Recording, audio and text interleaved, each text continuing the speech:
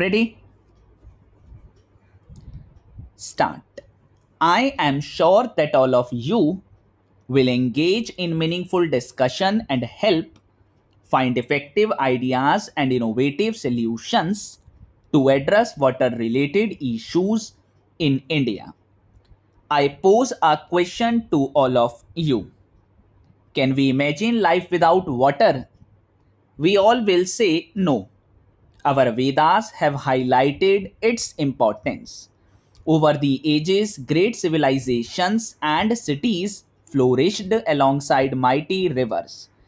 Be it the Indus Valley, Egyptian or Chinese civilizations, or be it Varanasi, Madurai, Paris, or Moscow, they all grew next to rivers. Where there was water, humanity thrived and survived. In the present times, we humans search for water as distant as the moon. At the same time, we have been negligent in preserving water resources on our own planet. When a child is born, the parents start planning for his or her future. We start saving for their future needs of education and so on. But do we ever think that our child would need fresh and clean water for his or her survival? We owe it to our future generations to make water conservation a priority. Many efforts for this cause are underway across the world. India Water Week 2 is one such notable effort. The theme of this edition of India Water Week is water cooperation coping with 21st century challenges. Indeed, cooperation between different stakeholders is critical if we are to face the challenges concerning water effectively. Water issues are too multifaceted and complex to be solved by only the government or just one nation. All nations and their water communities have to come together to help build a water sustainable future for all. Research suggests that about 40% of the world's population lives in water stressed areas. Climate change and related environmental concerns have made provision of safe and clean drinking water even more challenging. Despite the challenges, I am happy to note that the government of India has made provision of safe and clean drinking water to citizens one of its primary goals. To ensure better water governance and improved sanitary conditions, the government merged several departments related to water and sanitation into a new integrated Ministry of Jal Shakti. Now, this ministry will provide a single window system for all water related issues, ensuring speedier and effective solutions. I also appreciate the government for envisaging the Jal Jeevan mission, which plans to supply water to every rural household by 2024. This is a bold and ambitious mission, as presently only about 18% of rural households in India get piped water supply. This mission will focus on integrated demand and supply side management of water at the local level. It will create infrastructure for rainwater harvesting, groundwater recharge, and management of household wastewater.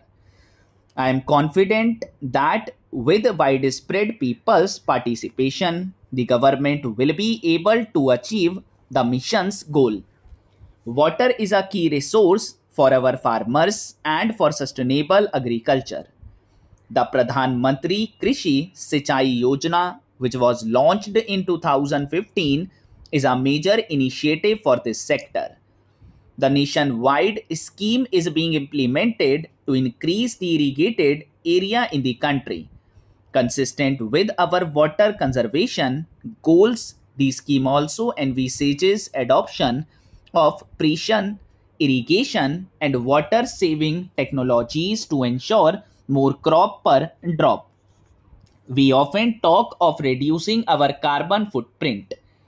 It is time we talk of reducing our water footprint as well. Our farmers, corporate leaders, and government bodies need to actively consider the water footprint of different crops and industries. We need to encourage agricultural and industrial practices that have the least water footprint. Managing and mapping groundwater resources is also an important aspect of water governance. The widespread use of boring machines has led to unregulated and excessive exploitation of groundwater. We have to value our groundwater and be responsible. Moreover, we need to document our groundwater resources.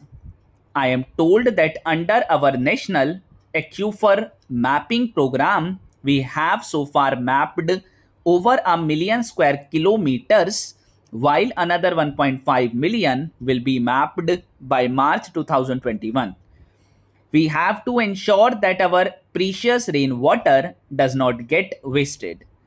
We need to store and capture our rainwater by utilizing our existing reservoirs, dams, other water bodies, and by adopting water harvesting measures in our homes and neighborhoods. Water scarcity and drought situation faced by many of our states can be greatly mitigated with effective rainwater harvesting. India is blessed with a number of rivers.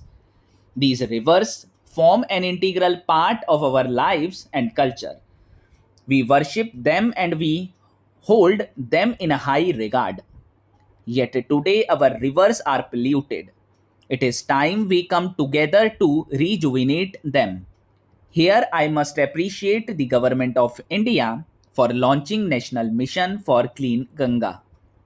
This mission entails numerous projects to ensure the continuous and unpolluted flow of the Ganga. I grew up in Kanpur and have fond memories associated with river Ganga, which we regard as our mother. I am personally attached to the vision of a clean Ganga.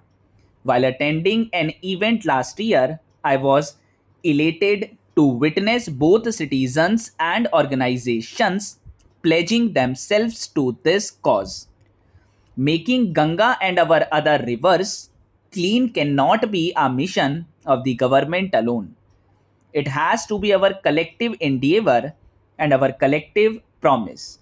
As citizens, we must contribute to this cause. For instance, we recently celebrated Ganesh Chaturthi and Navratras are a few days away. We need to ensure that the ideals of deities immersed in the rivers are made of environment friendly materials. It will help keep the rivers clean and ensure the safety of marine life. A few days from now, on 2nd October, we will be celebrating the 150th birth anniversary of Mahatma Gandhi. It will also mark the official completion of the Swachh Bharat Abhiyan. Over the past 5 years, Swachh Bharat Abhiyan saw participation of people from all strata of society as well as organizations who took responsibility and made it their personal mission. I was pleased to felicitate few such Swachhta crusaders earlier this month in this very hall as part of the Swachh Mahotsav 2019. Today we have achieved almost full sanitation coverage and the country is on the verge of becoming open defecation free. We all need to show the same dedication and commitment towards Jal Shakti Abhiyan.